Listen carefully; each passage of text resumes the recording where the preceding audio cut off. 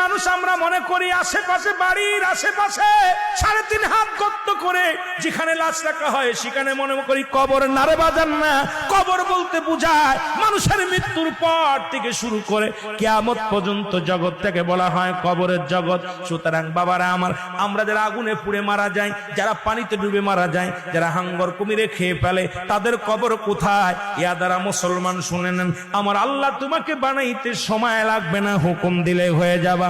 সুতরাং মৃত্যুর পর থেকে শুরু করে কিয়ামত পর্যন্ত জগৎটাকে বলা হয় কবর। এই কবরে যেদিন শোয়া দিবে, 1 নম্বরে আসবে একজন ফেরেশতা, তার নাম হলো নোমান ফেরেশতা।